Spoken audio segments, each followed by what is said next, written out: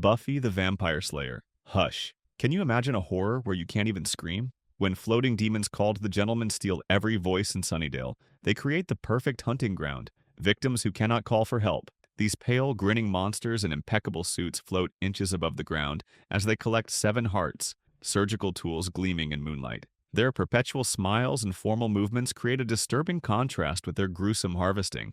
Director Joss Whedon transforms limitation into strength by eliminating dialogue for most of the episode. Without words, every creak of a floorboard, every rasping breath, every snap of breaking glass becomes amplified. The extended silence creates unbearable tension. We strain to hear danger approaching just as the characters do. The gentlemen themselves are perfect examples of uncanny valley horror. Their movements are too smooth, their expressions too fixed, their politeness too extreme as they bow courteously to each other while carving open victims' chests. The fairy tale presentation, introduced through childlike drawings and nursery rhymes, adds another layer by corrupting innocent storytelling traditions. Fan discussions often note how Hush exploits our primal fear of helplessness. When words fail, what remains? Sometimes our voices, our ability to cry for help, are all that stand between us and unspeakable horror. Which scene from this episode scared you the most? The classroom sequence or the hallway chase? Guillermo del Toro's Cabinet of Curiosities. The Autopsy. What could be worse than death? The Autopsy has a terrifying answer. When rural medical examiner Dr. Winters investigates miners killed in a mysterious explosion, he discovers something far worse than death lurking within their damaged bodies. An ancient parasitic entity using human hosts as vessels for its survival. The revelation unfolds during a nighttime autopsy session that transforms medical procedure into existential horror. Director David Pryor creates unbearable tension through clinical detachment. The camera never flinches from the autopsy's graphic realities. The opening of body cavities, the weighing of organs, the methodical documentation of death. This unflinching medical gaze makes the supernatural revelation all the more shocking when it arrives. The most terrifying sequence occurs when Dr. Winters realizes one corpse harbors the parasite, watching helplessly as the body reanimates with inhuman purpose. What elevates the autopsy beyond body horror is its psychological dimension.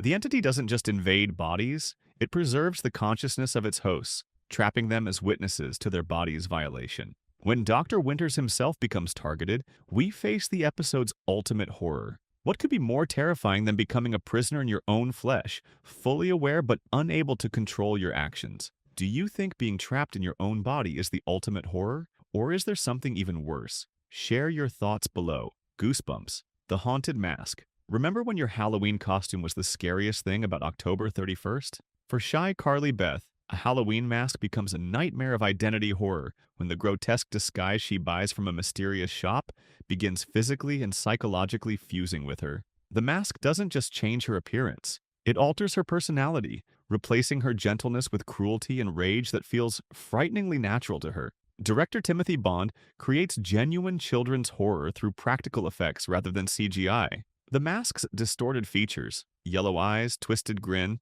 sickly green skin, become increasingly unsettling as we realize it's not just stuck to her face, but actively consuming her identity. The transformation sequence where Carly Beth watches her hands become gnarled and claw-like remains one of children's television's most disturbing body horror moments. What makes the episode effective is how it taps into children's fears about identity. The mask's influence plays on the universal childhood experience of trying on different personas while fearing you might lose yourself in the process. When Carly Beth's voice transforms into a raspy growl and she begins terrifying younger children, the episode asks, how much can you pretend to be something before you actually become it? Was this the episode that scared you most as a kid? Drop a comment below if this mask gave you nightmares. Marianne. Your Dreams. Episode 1.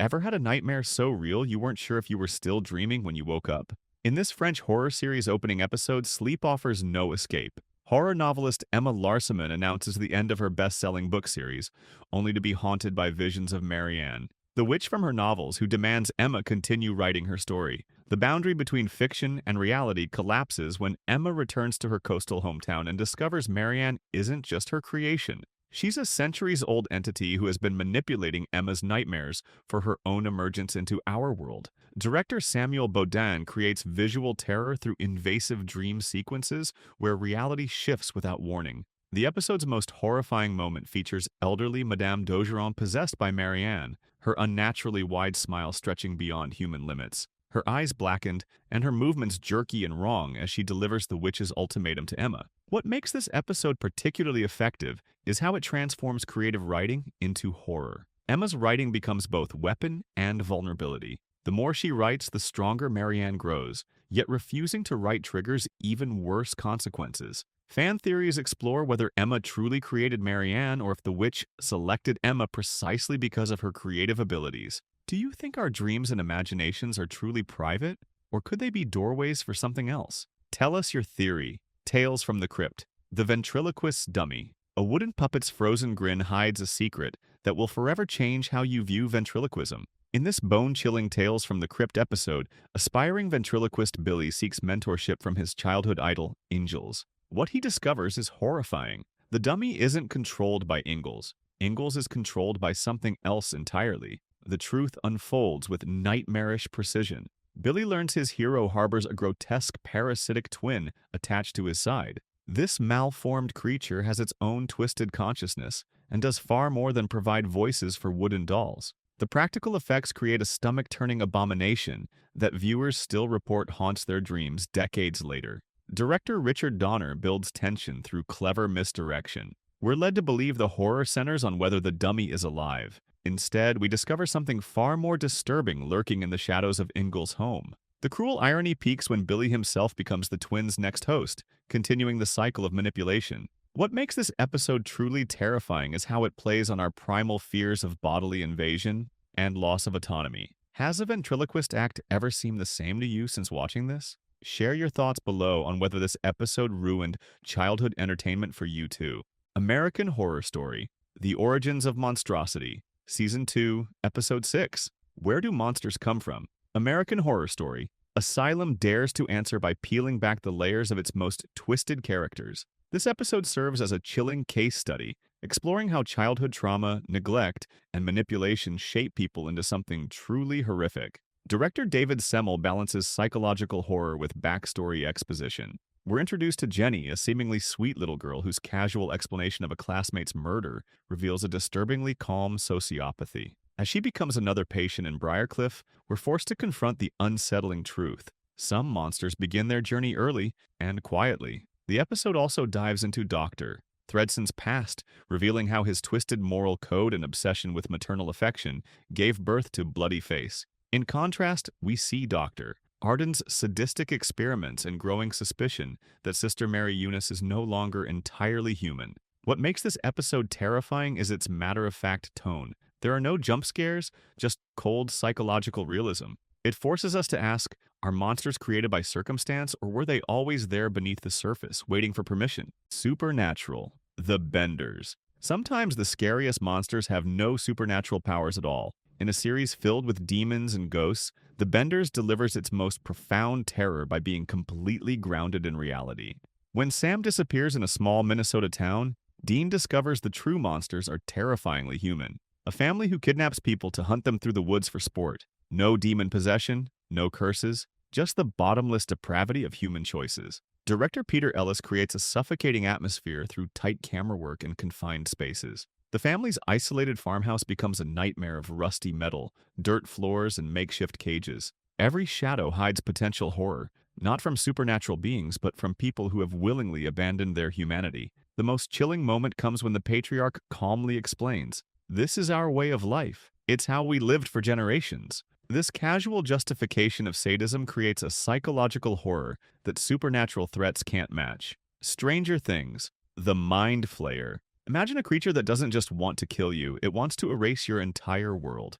The Mind Flayer reveals the terrifying scope of Stranger Things' interdimensional threat when Eleven glimpses the monster's true form. A massive, spider-like entity of shadow and malice, hovering above Hawkins like a storm cloud of pure hatred. What makes this episode particularly haunting is how it transforms familiar spaces. The Hawkins lab becomes a bloody labyrinth where scientists are hunted by demo dogs in a sequence filmed with relentless pacing. Director Matt Duffer creates genuine dread through masterful sound design, with each distant screech and flickering light increasing our sense of inescapable danger. The psychological horror cuts deeper through Will's possession. Noah Schnapp delivers a chilling performance as he struggles against the Mind Flayer's control, his body temperature dropping, his eyes vacant yet somehow screaming for help. The scene where Joyce and Jonathan try to reach Will through shared memories while his possessed body fights against them taps into our primal fears of losing loved ones while they're still physically present. Fan theories continue exploring the Mind Flayer's nature. Is it simply destructive, or does it represent something more existentially terrifying? A cosmic indifference to human life? Which Mind Flayer scene kept you awake at night? Share your experience in the comments. Subscribe for more interesting stuff. Tell us your experience in the comments.